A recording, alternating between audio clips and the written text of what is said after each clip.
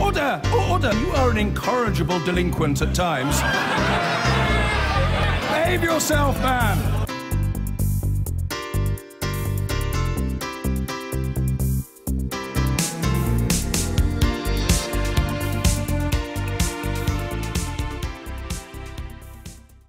So David Cameron has made his case for British airstrikes on Islamic State militants in Syria. He says it would be morally unacceptable to leave it to Britain's allies to take on IS, when the militants and their ideology had already inspired 7 failed attacks in Britain in the past 12 months.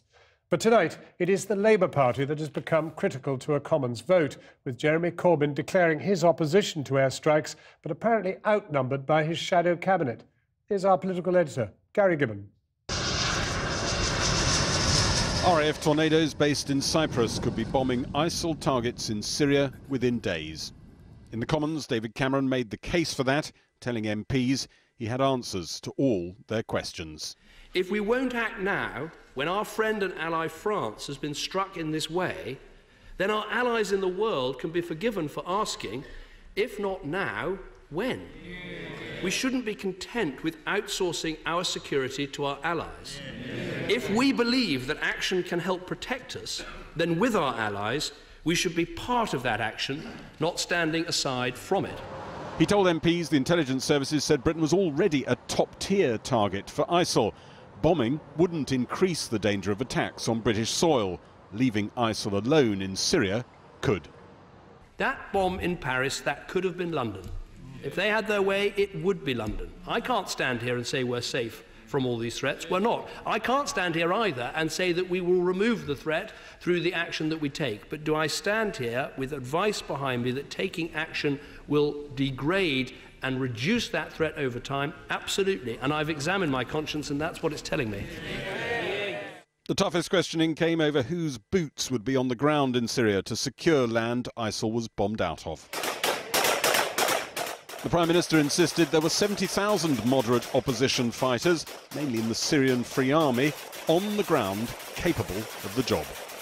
This ragbag army of the Free Syrians is not going to take this ISIL territory. I'd like him to convince me that what he refers to as the Free Syrian Army actually exists rather than is a label that we apply to a ragbag group of clans and tribal forces.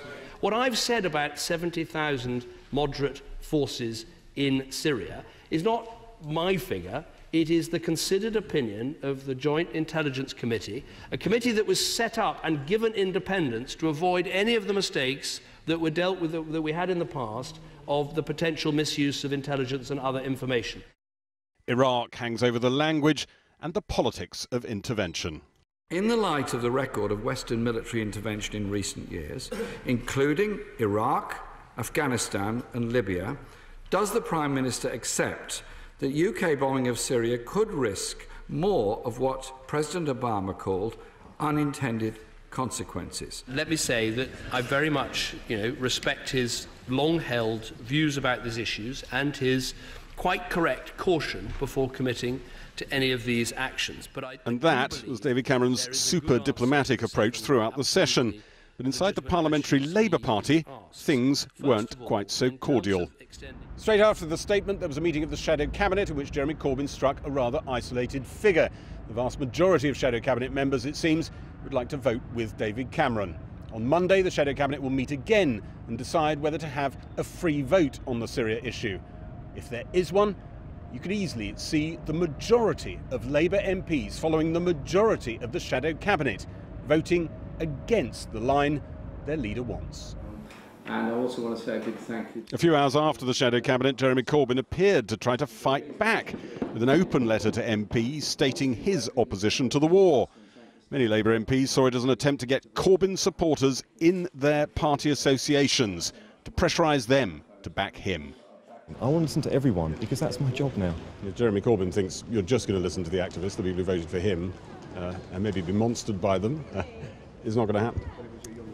I didn't go into this job to be scared of a monstering from anyone. I went and came to this job to do the right thing, and I'm doing my absolute best to do the right thing on behalf of the people who voted for me.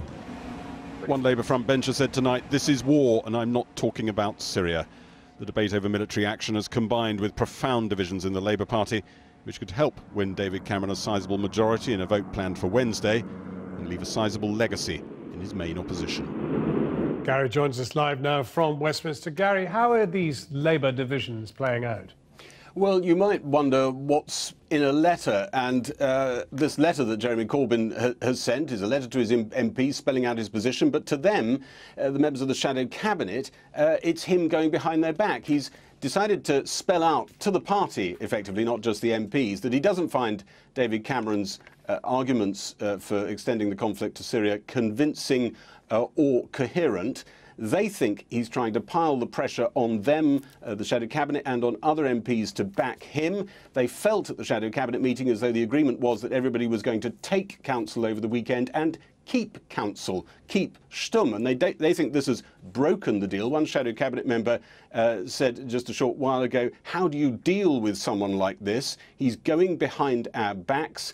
There is a sense that it's just possible Labour might reach a tipping point on this issue. There is talk of resignations. There's certainly a lot of angry talk tonight. He's going to have to calm it down fast if he wants it to go away.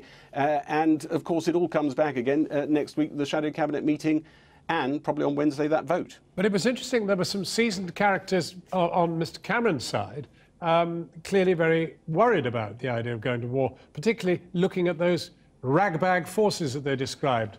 There were lots of issues, lots of pressing questions for David Cameron, but you do come away with the impression that the number of rebels on his own side has come down from the 30 or so that there were in 2013 when he was wanting to bomb the other side in the Syrian conflict, Assad, probably to something below 20. He's got the Democratic Unionists on side, and he could have an awful lot of Labour MPs potentially on his side if this thing goes ahead on Wednesday, and if he wins it, past precedence tells us you get to conflict, you get to bombs being dropped potentially within hours.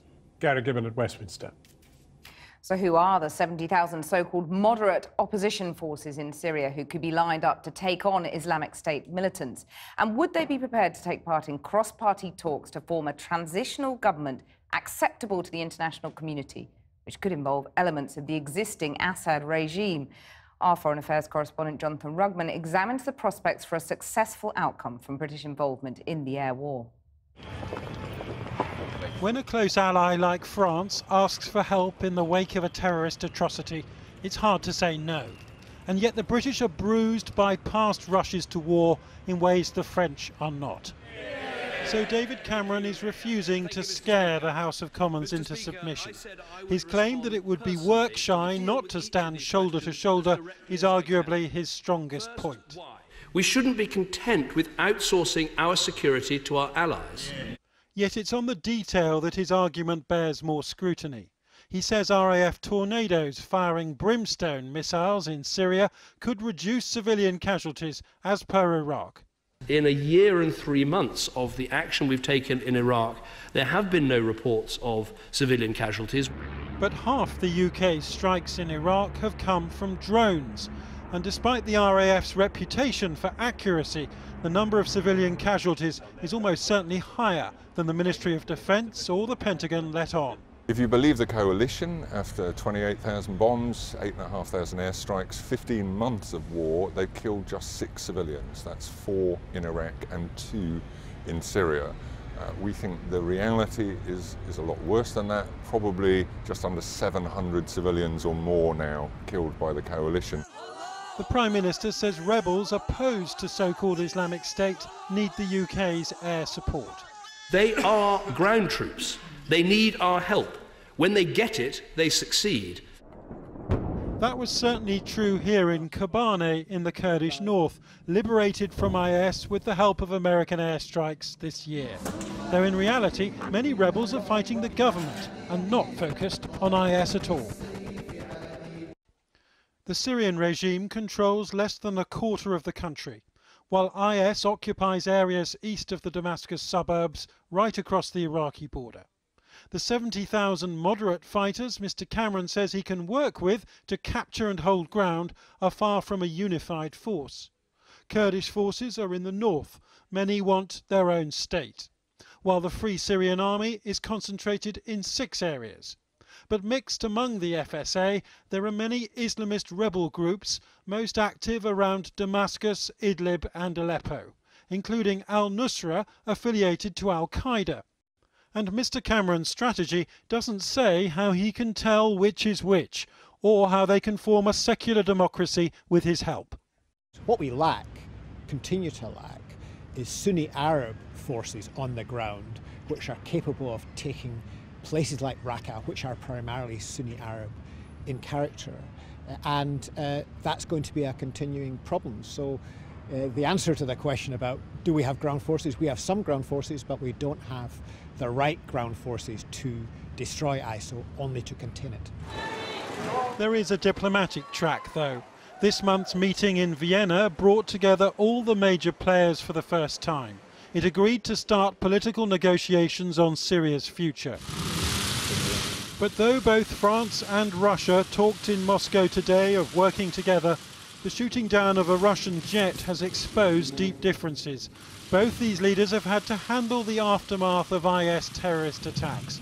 The question is, will that be enough to form a wider coalition? The latest IS video suggests the jihadists actually want us to attack them, that it's part of some divine prophecy.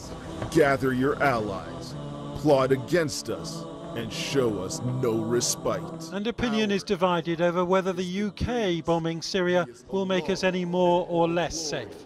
We're already bombing Islamic State in Iraq, and it doesn't draw a distinction between Iraq and Syria, what's happening in either of those two countries. It regards the war as one war. Obviously, the targeting of their comrades in one part of the country and not in another is something that's irrelevant to them. They did all these attacks in Paris and Beirut and Tunisia after the airstrikes. So certainly the airstrikes are not working. There's no evidence. Yet Paris also demonstrated the awful extent of the threat we now face.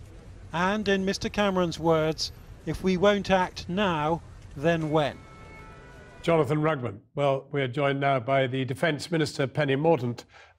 Minister, the big issue today on the floor of the House actually was the 70,000 claimed by the Prime Minister, who said there were that number of troops that would perhaps take over the ground that was vacated by ISIL if an attack by the Allied forces was successful.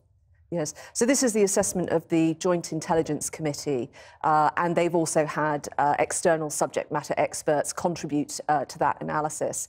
There are about up to 70,000 non-extremist opposition groups, and they are in the north and the south of the country, made up of about more than a dozen groups. So, but I think the important point to make is that we're not relying on those individuals to somehow take the country.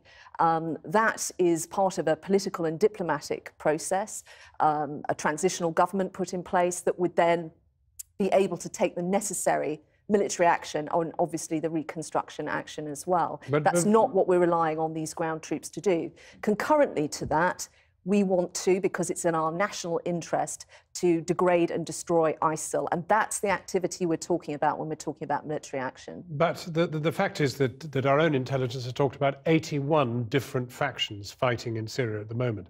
The idea that we can say there are 70,000 that can be depended upon to take over after we've gone, surely, I mean, your people are right. Those senior members of Parliament who today, several of them, call them ragbag forces. They are. Well, I don't think that is the case. We have looked at this very carefully because of recent history. You understand how important this intelligence is.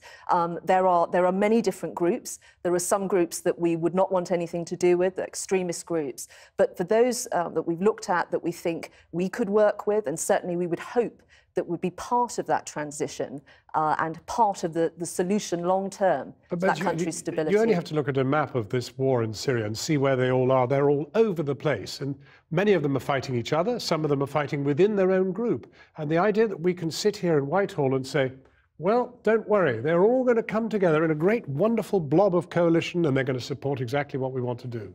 But that's not what we're asking these organisations to do. We're not asking them to hold masses of territory to take back Syria. That action is going to have to be led by a transitional government. But you used the word hold there. They will have to hold that territory. They will have to, yes, they will have to hold certain territory. And indeed, we know from our experience in Iraq that that is very effective. We need to provide these people with ground cover. And we have the crazy situation at the moment where we have these moderate groups taking on ISIL in Syria. Our assets are 7 minutes away and are unable to help them, and they're having to rely on a 40-minute delay before they can get people there. But it is entirely inconsistent. This is the Prime Minister's main point. It is entirely inconsistent for us to be tackling this terrorist organisation, which is a direct threat and is killing our own citizens, being able to just take them on in Iraq and not where their command and control structures are, which is in Syria. That is the point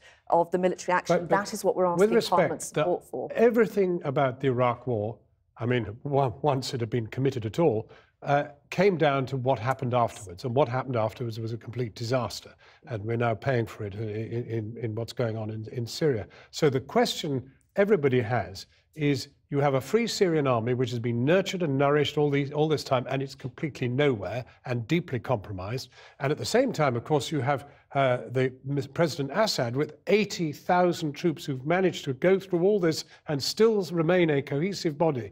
What's going to happen to them? What are those 80,000 troops going to do? Are they going to fight the people that we want to hold the place, or are they going to get together with them? It doesn't seem likely. No. Well, what we have to learn from is those lessons of the past. 5 minutes of shock and awe is not going to sort the conflict out in Syria. What will sort it out is a transitional government, a diplomatic process, the diplomacy that will provide that.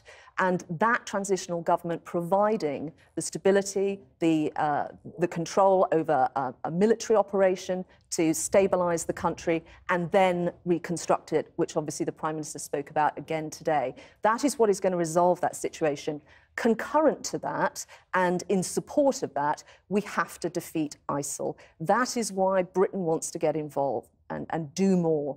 We have precision munitions, which are going to be incredibly valuable to the fight that's needed in suburban and urban areas. Too many precision munitions down history have gone badly wrong. Well, we stand a greater chance of saving civilian lives and actually ensuring we take out the bad guys and not anyone else if we're using British kit. Penny Mordaunt, Minister of Defence, thank you very much for coming in. Thank you.